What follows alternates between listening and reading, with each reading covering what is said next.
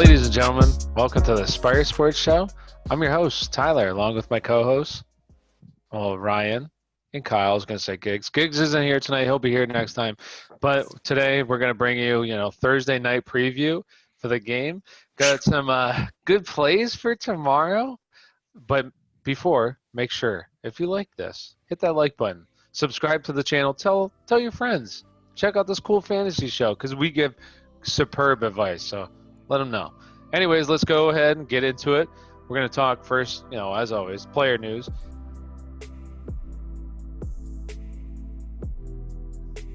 The first thing that we're going to talk about is just some of the injuries for tomorrow night's game. Chris Godwin's already been ruled out. Justin Watson, their slot receiver, with Godwin out, is ruled out. You have McCoy, who's out. Fournette's a game-time decision. Mike Evans is a game-time decision. Scotty Miller is questionable. I don't know if he's also a game-time decision. So right now they have Tyler Johnson. He was a fifth-round rookie. And I don't know a bunch of other guys at wide receiver. I don't know who they are. And then you have LaShawn McCoy and Fournette. Fournette, I think, is doubtful for this game. But you have these guys who probably are going to be out tomorrow. So then you have Keyshawn Vaughn and Ronald Jones in the backfield. So this offense is pretty beaten up already right now. So we'll see who goes and how effective they are. This is kind of a tough game to bet-wise, but hey, we'll give you some good ones that we feel good about. And then obviously O.J. Howard ruptured Achilles out for the season, so he's not going to be playing as well. On the other side, there's really no injuries to really talk about, so they're looking all right for right now. And then you have some big news to kind of keep your eye on during the week. Julio, he left Monday nights. It didn't play at all in the second half. Left the game because of his hamstring, which has been going on all season. I don't see him playing this week, and maybe they keep it safe too and just kind of let him sit out for a little bit, get fully healthy, because you try to not rush him back, but he kind of practiced all week and then gets hurt again. So we'll see what happens with him. I don't know if did you mention Darnell Mooney? He is questionable. I don't know if that. I think he played the whole game. It's a shoulder injury, so it depends. Yeah. All right, we'll see. Keep an eye on that. And then Drake, I haven't seen anything with him. Keep an eye because he left the game, or didn't come back into the game because he was hurt. So keep your eye out on that. And then Stephon Gilmore tested positive for COVID. So he's out of this game for sure, possibly 2 weeks. Depends, symptom-free, 5 days, 2 negative tests. We'll see. And then the Titans, who they were going to come back to practice, I think, tomorrow, but now they have had Corey Davis test positive. I think it was 2 players. Corey Davis is one of them that tested positive for COVID. So at this point, I have no idea what's going to happen. They look like they may miss another week here, so something to watch. This is kind of unfortunate. We knew this wasn't going to be a normal season, so we'll see. But that's the player news. There's little injuries to monitor throughout the week, but we'll get more clarity on our full game preview on Saturday that we'll release to you guys. So let's go ahead and get into it. Thursday night football, baby. Thursday night football.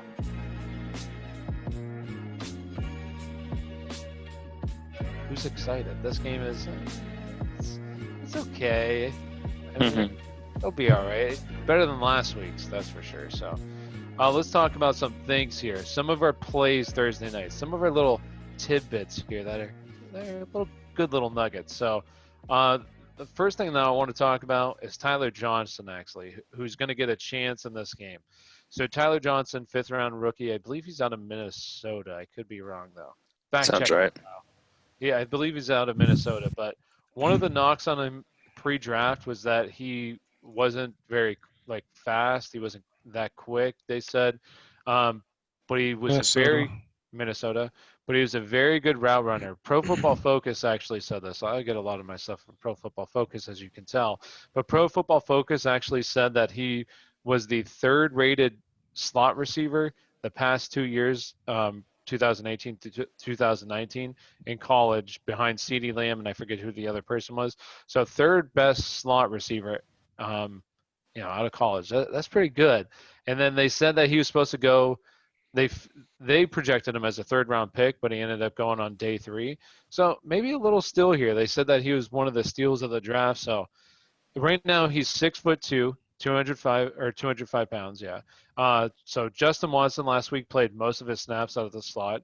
So they're projecting, and I asked a beat reporter today in Tampa Bay if he was going to play in the slot, and he responded to me. I forget what his name is, but shout out to whoever you are, dude.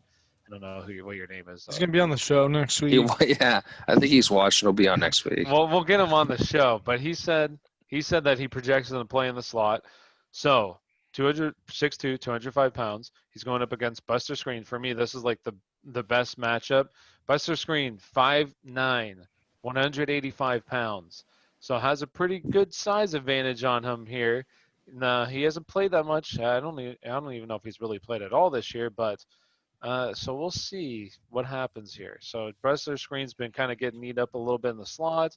So he's right now, let me see if I don't have any stats on Buster Screen, but we'll see. This is my key matchup of the game. Somebody that I can't wait to see what the bets are going to be on him. There's none on him right now, so I really hope that they put one on there for him at least. So one thing I'm going to be looking at, and then also Anthony Miller on the other side of the ball going in the slot against Sean Murphy Bunting. Jesus, sorry, whatever.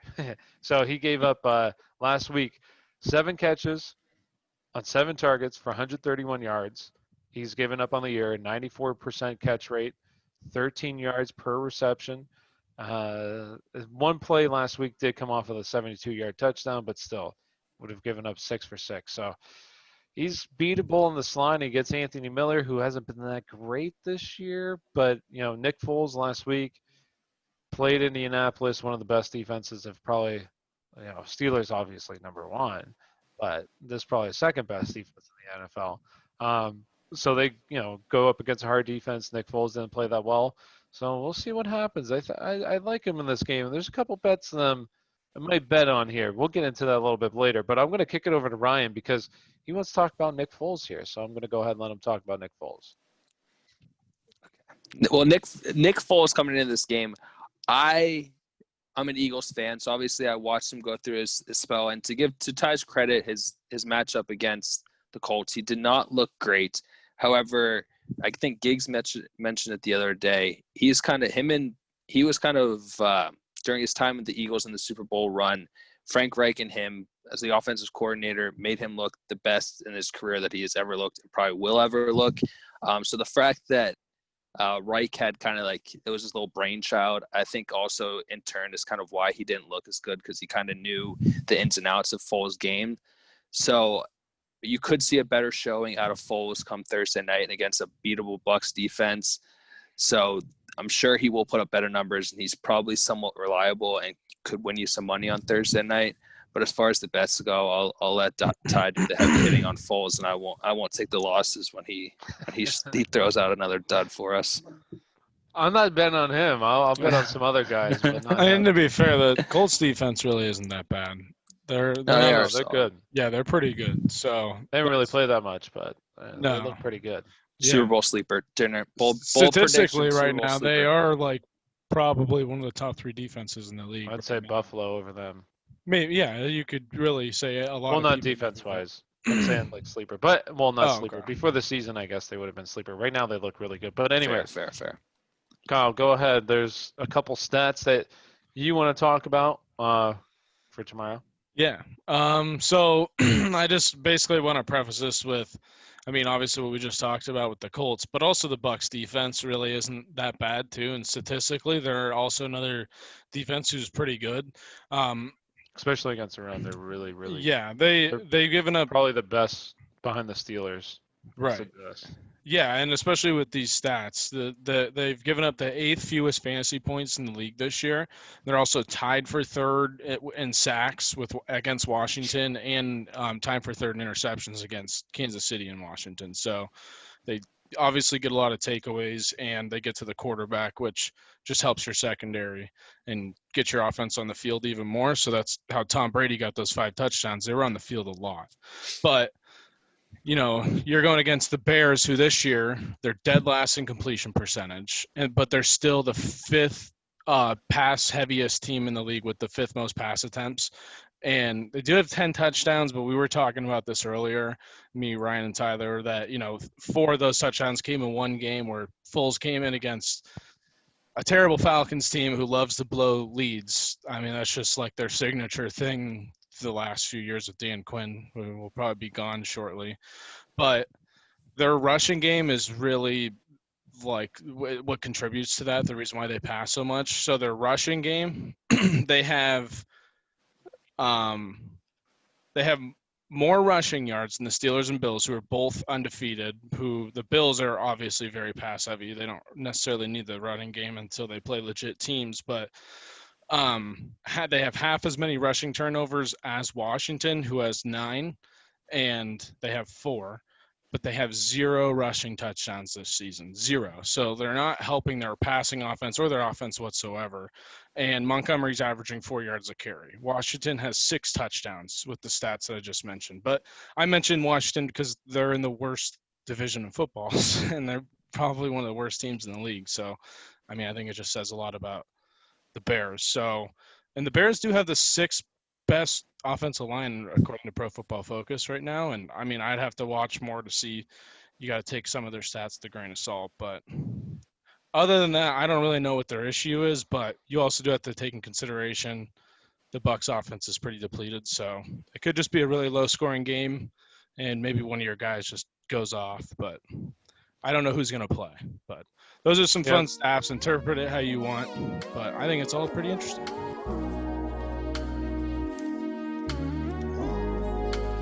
Thanks. So I'm going to just say this. So this game, I do kind of project it being like a low scoring game. And I mean, I think so does Vegas. What's the over under on this game right now? I think it was 40.5. 44.5 right now. 44.5. Oh, yeah. Hammering the under there.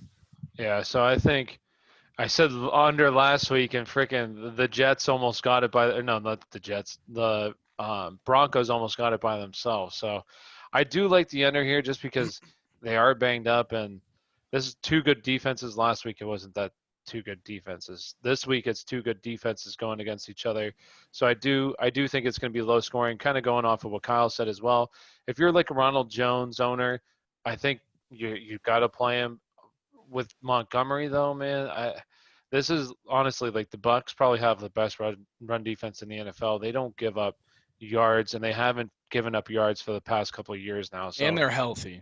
So this is just a really good run defense going against a team that Montgomery, you'd like to see him get. Last week only had 10 rushes. So, I mean, I don't have high expectations for Montgomery, but at the same time, if you got to play him, you got to play him because it's just crazy right now. There's a bunch of injuries, so you might be stuck with playing him, and just hopefully he falls into the end zone for you. But all the other guys, though, like A-Rob, I mean, you're playing him. Mike Evans, if he plays, you got to play him. So, but let's go ahead and get on to our favorite. Well, anything else from you two?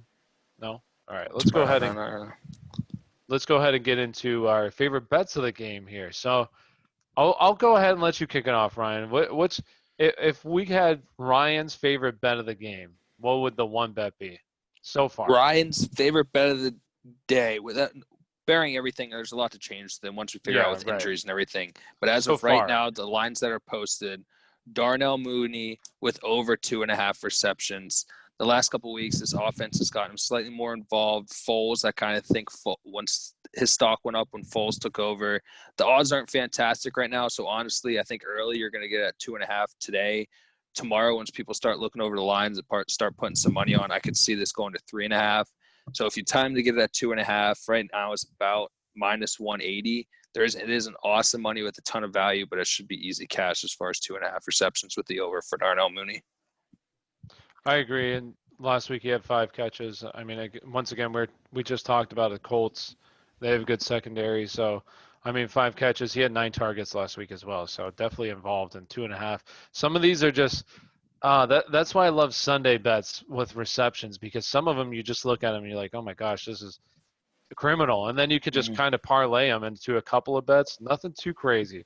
A couple, like 3 max, and then you can obviously the odds get better, and they're pretty.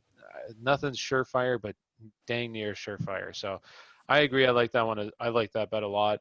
One that I'll say, and once again, I don't feel too good about this. I don't really like the lines that much. Like I kind of want to go both running backs under rushing yards, but I just got to wait until tomorrow because there's a lot of injuries that are playing into this. All the lines aren't posted. There'll be more posted tomorrow, so it's tough. My favorite thing to do though is on FanDuel. I like to use FanDuel for same game parlays because they have a promotion right now where if you bet 3 or more legs, is that what they call it? Yeah, legs. So 3 or more legs. If you get all of them right but 1, if you hit 2, you don't get the 1. They give you their money back. Now they have been the past couple of weeks been doing just a Thursday night risk-free Thursday night bet where you get bet $10, you get a $10 credit. So we'll see what I don't think it's up right now. I don't see it. So, but I just like to do that on Thursday nights because some of these games are not good. Typically Thursday night games that really aren't good. So it gives you something to watch for. So these are a couple bets that I like. The first one is Gronk. I believe, they're banged up all over in the secondary. No OJ Howard. So he's going to be playing a lot more snaps. Right now it's at 34.5. And if you go back and look at the stats that Chicago's given up to the tight ends this year, they've given up decent receiving yards. So I do like them in this one to go over 34.5. Real quick, these are the only 2 games I looked at really. TJ Hawkinson 56, Evan Ingram against them 65. So I think that he could go over 34.5. I think that's doable. Another one that I like, I said it. Ronald Jones right now. For me, 71.5 is like a really good line, but I think that this is going to be a low-scoring affair where they're kind of going against each other, and I kind of want to pick the under a little bit. We'll see though. We'll see how this line kind of moves going into tomorrow, where if it goes up or down. So one that I feel decent about, but once again, these are kind of my. If I had to pick one, Tyler's favorite bet, it'd be Gronk. And then I'm waiting until tomorrow until I see these final lines posted to tell you which other ones to bet on. But that's my favorite one right now that I feel comfortable really talking about. The other ones I don't really like. I gotta wait. So we'll do a betting vid before the game tomorrow, right? Post a little bit more of our picks with updated lines. Yeah, we'll post on Twitter as well. All like our bets. We're gonna start keeping a running record to see who wins here, who has the best record. So we'll bet our favorite bets. Tomorrow will just be a couple of bets. Also, look, I think we might start doing is like Twitter videos too, just short Twitter videos too that we might upload if we got like any updates or anything like that. So that's just something to look out for on our social media. Agreed. So let's go ahead and good plug. Okay. If you like this video, make sure you hit that like and subscribe button. Share it with your friends if you're enjoying it. Tell everybody. Follow us on social media. Like our tweets, retweet them, show your friends. Hey, we'll all grow together. Okay, we'll remember our fans, obviously. So and merch coming soon. So let's go ahead and kind of wrap this up a little bit. We'll just a couple more things here. Well, let's talk about who wins. I guess we'll kind of wrap it up with who wins. So me right now, when this line came out, Ryan's going to disagree. Okay, he doesn't know what he's talking about. Okay, when these lines came out and I saw the line plus 4.5 for Chicago, I was like, man, this is a good line. I like plus 4.5. I believe it's what are the is it 1 minus 110? I believe is what it is. Yeah, they're even minus 110. Yeah. So, but I mean, I think that Chicago could win this game outright. It's in Chicago. I mean, they didn't look that good last week, but you're also going against Indianapolis, who's really looking really good right now. So you're going against Tampa Bay. Tampa Bay's pretty banged up. Nick Foles, you believe in him? I mean, I don't really, but this is a game that I think that it's going to be low scoring. It's going to probably come down to a couple turnovers here. I think Chicago off the edge, Khalil Mack maybe get a turnover in this game, sack, forced fumble. So I'm going to pick them to win outright. I'll include that. One of my bets, I do like the money line for Chicago because I think they win outright. So that's why I'm going to go with Chicago. What about you, Ryan? Go ahead and pick Tampa Bay. Let's hear it. I'm taking Tampa Bay on the money line. I'll even take them to cover what's currently sitting at minus 3.5. 3.5. Cover that. So Tom Brady has made a career of making nothing look like something. So this isn't going to be anything new with a bunch of his wide receivers that are no names that come up out of nowhere. I think in the prime time, Brady knows how to show out. It's a Thursday night game against the Bears team, like we've been talking about.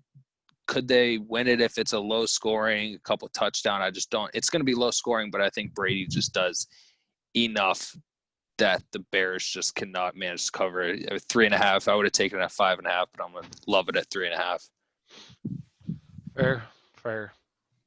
Kyle, do you have? Are you breaking the tie here, Kai? I don't know.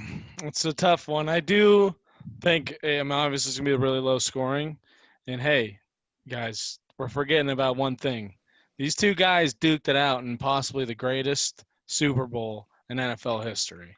So these two, I think Tom Brady wants a little vengeance for that game. So I think he might come out. If Mike Evans is healthy, I do like the Bucs because the defense.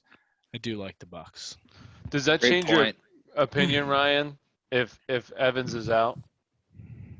I mean, it would change it a little bit, and obviously, if once Evan gets ruled out, the line will probably go further down.